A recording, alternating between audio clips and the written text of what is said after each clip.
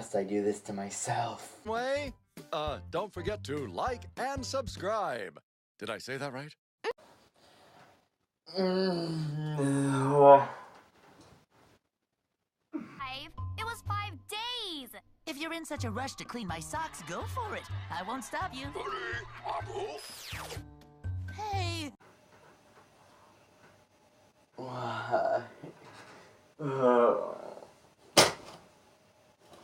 Looks like we're gonna have to do this the hard way. Basement Reviewer, and welcome back to another review. So, for quite a while now, Cartoon Network has been remaking some of their shows. And my gosh, why do they all have to suck? I mean, not all of them are bad ideas. Teen Titans could have been remade and done well, so why make it so bad? Well, today we are looking into them, and we're going to be looking at the shows as a whole because I don't want to spend several different episodes of my reviews just talking about them. I may come back to some of them if I find an episode insulting enough to me to go back to it. And in fact, I'm probably going to go do some of the Teen Titans Go critic call-out episodes just for the heck of it because it's just kind of their way of pretending, and those really anger me. But let me just start off by saying I'm in a weird position with these shows because I did not see the originals, at least not when they were first airing. Teen Titans I've now seen some of, and I can guarantee you it's actually a pretty good show. I have yet to really look into the Powerpuff Girls, the original, and I never really watched Ben 10. None of these original shows I grew up with. Scooby-Doo is a bit of an exception because I did go through a phase with that. But that's aside the point. But without further ado, let's just review these shows and get this whole thing over with. What else can I say but, I don't know, freaking waffles. Let's just go! Now step to the right. Put your knees together and squeeze them tight. Keep your arms moving side to side. The first of the remakes was Teen Titans Go, airing in April of 2013. And it suffered from all the problems that you would expect. It was a remake that changed up everything. It took the original Teen Titans, which was a very story-based show with a lot of comedy in it, and made it just pure comedy. Now, that in of itself is not necessarily wrong. These are superhero characters. You expect them to go in different directions. It's just kind of how these type of shows and characters work. The problem is, it was a comedy that isn't funny. For example, in one infamous episode, they do nothing but to sing the word waffles over and over again. And then, in another, they just kind of sing about using the bathroom and the wonders that is. In general, it's just a very immature show, and it took what was aimed at older audiences and dumbed it down so much. Our greatest villains. Why would people who despise us devote so much of the time and energy to watching us? Oh yeah, and there's the fact that it's so freaking pretentious. This show acts as though the world needs to change, it's just perfect. When no, that is far from the case. And as for this argument, because I see this argument a lot about Teen Titans Go. Don't watch it if you don't like it. Well, that's an understandable and fair argument if you're, like, say, on YouTube where you can actually avoid it. And even then, it's kind of a weak argument. And in terms of this one, though, Teen Titans Go, you are rather difficult to avoid because Cartoon Network airs you every minute of every day. This isn't like a small thing. This is something that Cartoon Network does almost every day. It's non-stop Teen Titans Go. Maybe if you're lucky, you'll find the Amazing World of Gum on there. And if a blue moon occurs on Friday the 13th and all the planets align, Steven Universe might show up. But that is a freaking rare occurrence at this point. Teen Titans Go is pretty much a giant insult to every other show on Cartoon Network. Because it takes up all the airspace that they have. And it is beyond ridiculous. Not only that, but the show isn't that good. In fact, it's pretty terrible in my opinion. It's got immature humor. It completely screws up the characters. There is not much likability in the show at all. It has no strawman. This show is just pure chaos. I mean, don't get me wrong. I find chaos can be funny.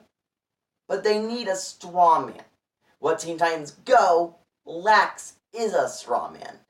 You can't just go up and hear nonsense like, yeah, yeah, yeah. There's nonstop chaos without someone to break the mood.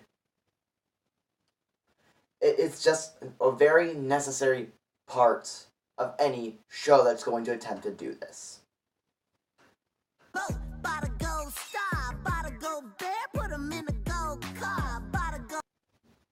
The worst part of this show, though, is the destruction to the characters of Beast Boy and Cyborg.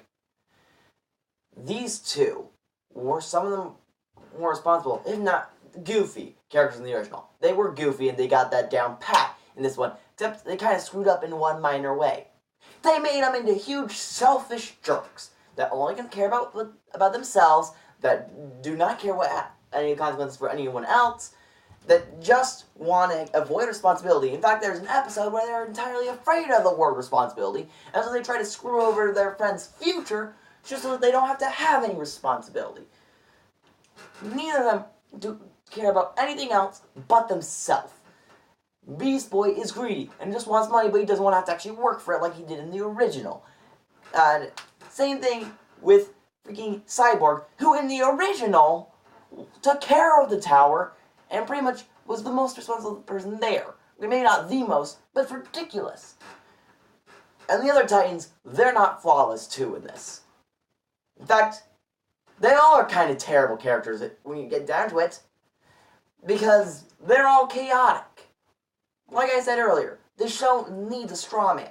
That's why some people thought the crossover with Powerpuff Girls, despite both shows being terrible, was decent. It was because they added the one thing that Teen Titans Go really needed the most. And then Teen Titans made the Powerpuff Girls a little funnier. That's the only reason that episode was decent, was because the Powerpuff Girls made a straw man to Teen Titans Go's chaos. And like I said, chaos can work. But I've had enough. I'm sick of talking about this show. Let's move on to the other thing we need to talk about. The second cartoon on this list to air. Someone on this very boat has taken, perhaps even eaten, that tuna fish sandwich. Of all the remakes, the Scooby-Doo one was probably the most expected. This is the 12th time that Scooby-Doo has come back. And quite frankly, it is the best of the cartoon remakes. But that's not saying anything. The show is still lazy as all get out. The animation style is just ugly, and it's just not fun to look at. And actually, no, I shouldn't say that. Most-wise, it's fine. My main problem is with some of the main characters. Yeah, isn't that strange? The characters you just don't look at all the time. They're the ones that don't look so great. But in regards to the show itself, it's a mystery show that has some flaws in its mysteries, and they pile on. For example, one of the episodes I watched was about a snowman called Keep Cool, Scooby-Doo or something like that. And in one scene, we see the supposed person who's in the costume, right? The person who's actually ends up in the costume of the giant snowman skateboarding down a hill next to Scooby and Shaggy. And then immediately after, we see the snowman.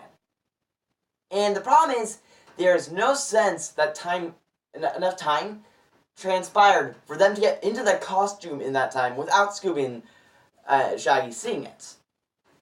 And I know it's a cartoon, but if you're going to do these kind of things, you have to make sure they make sense a little bit. But I'm going to keep it brief on this one because, really, it's not the worst thing in the world. Sure, some of the jokes are not very funny, and some of the acting can be a bit off, but it's not terrible. It's not the worst thing on earth, actually. And by far, it's the best remake because it's the only one that doesn't just copy the Teen Titans Go formula to a T. So, what else do I have to say about it?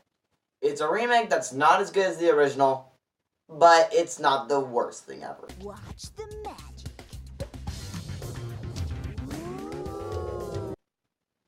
I kept it brief on the last one for a reason. Because I need to go a little bit more in depth in this one like I did with Teen Titans Go.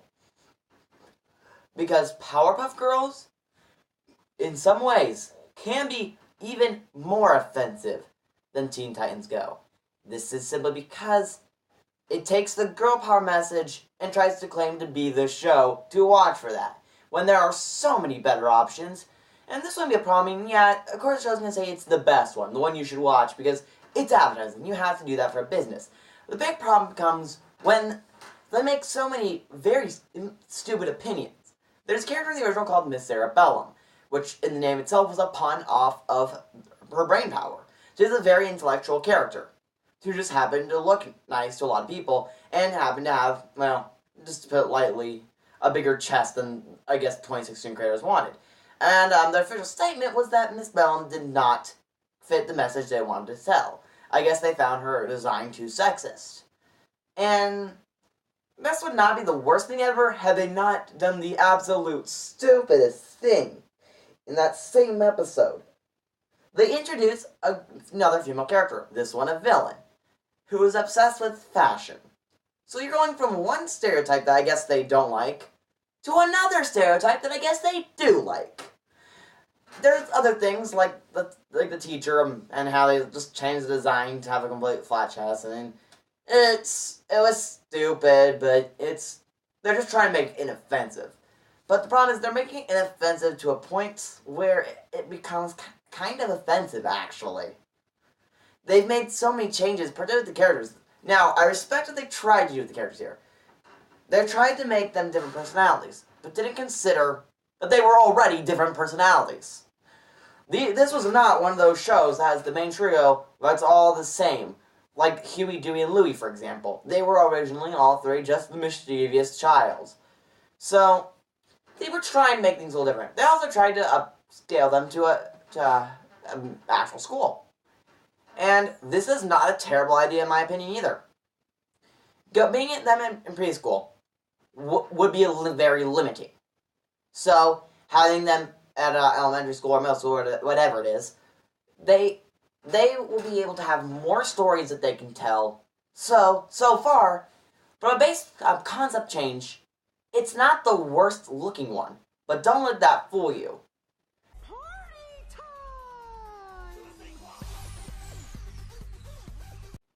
Oh yeah, you didn't think I would be going through this review the entire way through without talking about this. But I'll keep it brief, because everyone's talked this part to death. Twerking is a sexual dance by nature. So why in the heck are you having such young kids doing it in a cartoon meant for little kids? That singularly throws out the "it's for kids" argument, because that means that this show for kids is showing kids inappropriate content that they should probably not be seeing.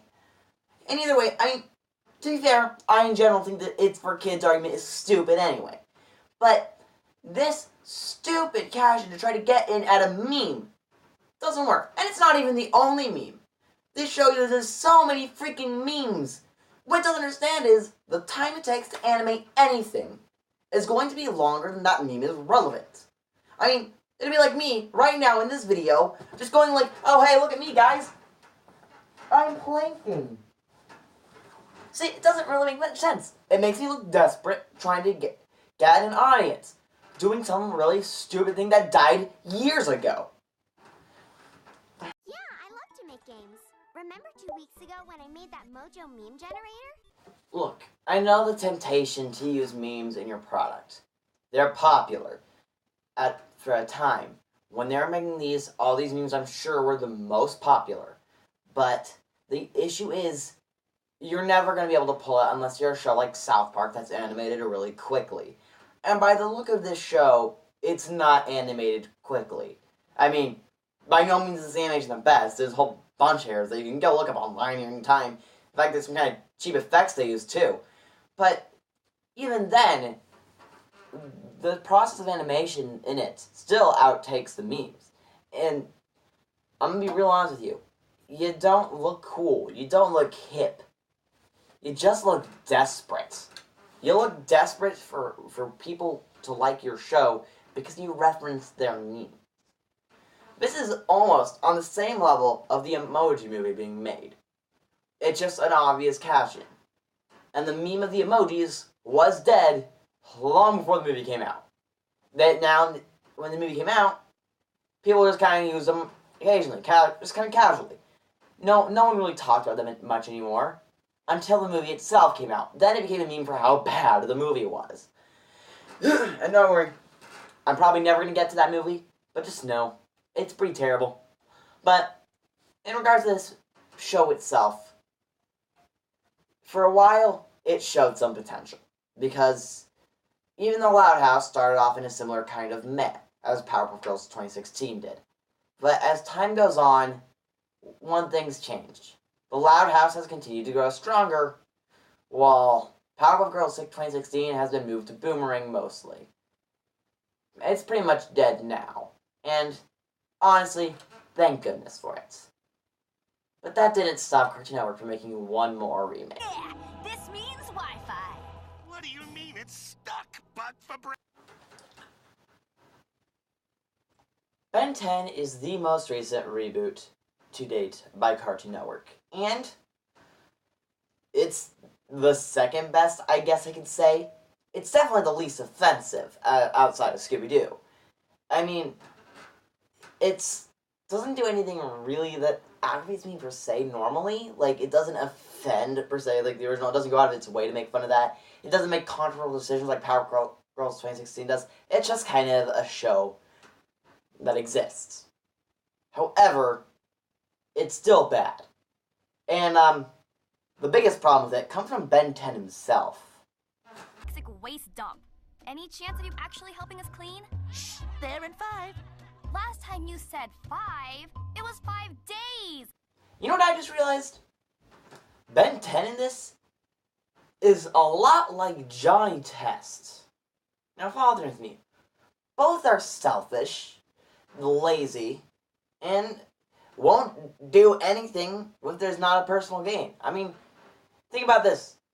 Ben will refuse to clean his room unless his Wi-Fi is threatened. In contrast, or more comparison actually, Johnny Test, when asked, when was the last time you cleaned your room? He says, there was no last time. Both are lazy and inconsiderate. And being similar to Johnny Test is not a good thing. That was not a good show. I'm sorry to break it to you, but it just wasn't.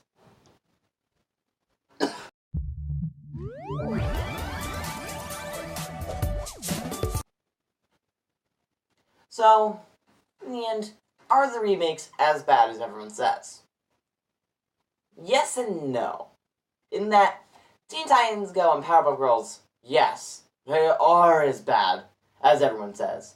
But Ben 10, I think, is only said to be one of the worst things ever because of Teen Titans Go and Powerpuff Girls. So the fact that they are all remakes makes it seem worse. And then Scooby-Doo kind of falls in the same boat, except it's just kind of another thing of where some people are just sick of Scooby-Doo. As I've said, there's 12 versions of it now. But in the end, they're kind of just shows. I mean, they can be very offensive shows in some ways. I mean, Teen Titans Go constantly calls out its critics and saying if you don't like it, then you're just kind of stupid or you need to change. But they're not the worst things ever. I mean, arguably there are definitely worse shows out there. I mean, there's like King Star King and freaking Problem Solvers. Those are abysmal.